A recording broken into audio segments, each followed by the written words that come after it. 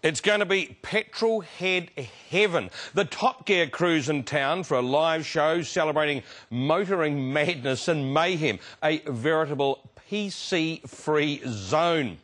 The draw cards, of course, two men who are like rock stars of the motoring press. Jeremy Clarkson, who managed to upset Britain's Prime Minister by calling him one-eyed.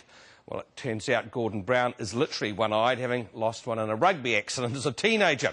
And Richard Hammond, the man who cheated death after crashing a dragster at more than 300 k's an hour. So while Mr Clarkson is maintaining a low profile, we did manage to lure Mr Hammond out with what else but a car.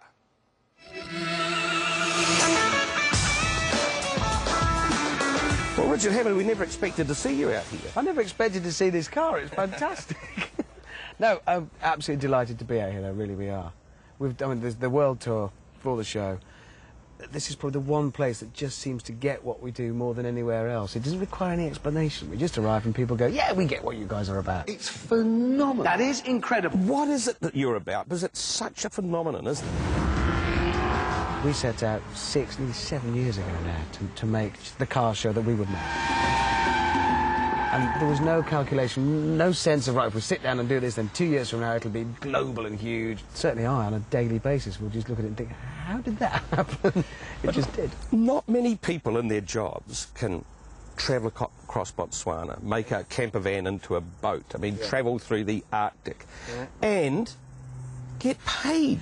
I know, my eldest daughter, Izzy, she's 8 now, but when she was 6.5, she just turned around suddenly and said, Daddy, you know when you go to London or across the world with Uncle James and Uncle Jeremy, and you mess about with cars, long pause, Daddy, is that work? Because all her friends' mums and dads have proper jobs. They're doctors or lawyers or builders or whatever they do. And, yes, I know it is ridiculous, but we're is it very work? lucky. Does it still work? Yeah, it's really tough. Really, really hard. No, it is. We do, without wanting to say we're porous, we work very hard at it, yes. And I'm delighted, because if we didn't, then the scale of it would just not seem right. Nothing can be this big without a lot of work going into it. Otherwise, it wouldn't seem quite right. Looking at all the things you've done, what's the most outrageous?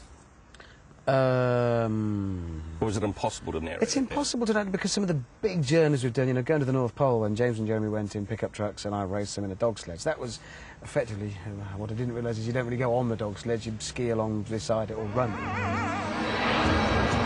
So running 20, 30 miles a stretch and then sleeping and then running and sleep in -50, that was hard work. Driving across Botswana was tremendous. But then equally some of the little things. I was dropped into a tank of water to see how you escape from a car.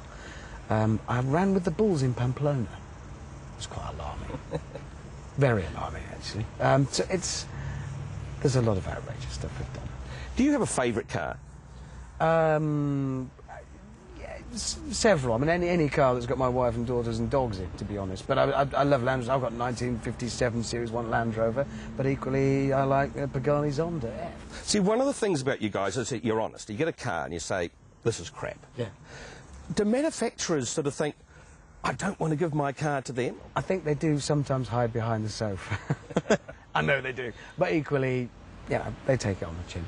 You watch the show, it looks as though you guys, and particularly you and Jeremy, really get on. It's this... Well, you couldn't fake it. I spend the major part of my life in their company, messing about with and talking about cars. That's how we all are. You know, James genuinely does get lost all the time and take ages to do everything. Jeremy does get all bombastic and have to win everything, or it's all wrong. I do stupid stuff and hurt myself. That's how we are. So we're not good enough actors to pretend. Reading your books, because that's a great thing. You get to write books as well. Is there nothing you can't do? Drive, obviously. You pay a lot of attention to your wife. Yes. She's a huge part of this. Yes, very important. Yeah, very much. I mean, the one thing, we are all family men. I mean, Jeremy and me, particularly, and Andy Willman, the guy behind the show with him, we're family men, and one of our proudest accolades is that actually this is a family show. And Mindy and the kids, they don't worry about you? I mean, you do outrageous stuff. Yes, but we're not gung-ho about it, actually. Otherwise, I'd be dead by now. We're just not. We always look at everything we do very carefully and decide, right, well, that's the best harness, that's the best safety procedure we can possibly apply, and if it's not enough, we don't do it. And therefore, when something did go wrong, my crash,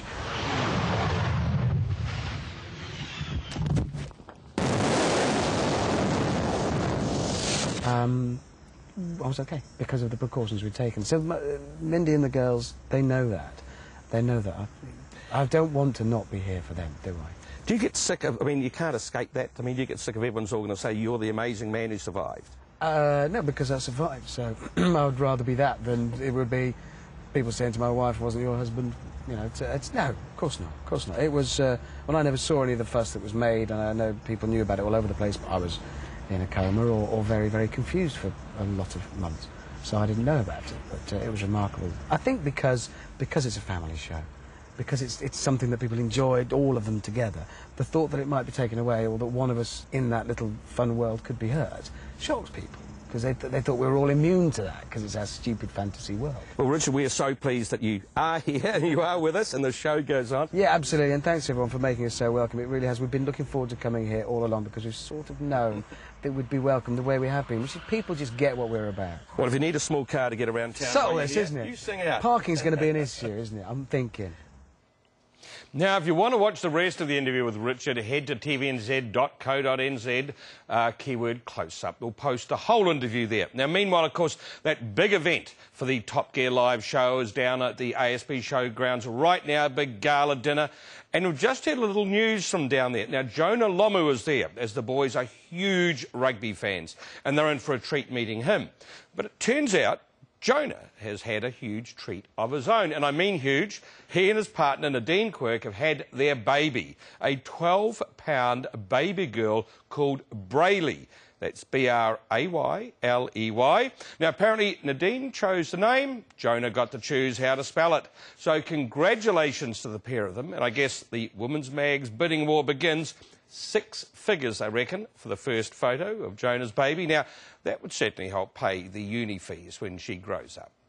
Whatever you're saving for, you can get there faster with our eSaver account, because you could earn this premium interest rate. It's all part of the service.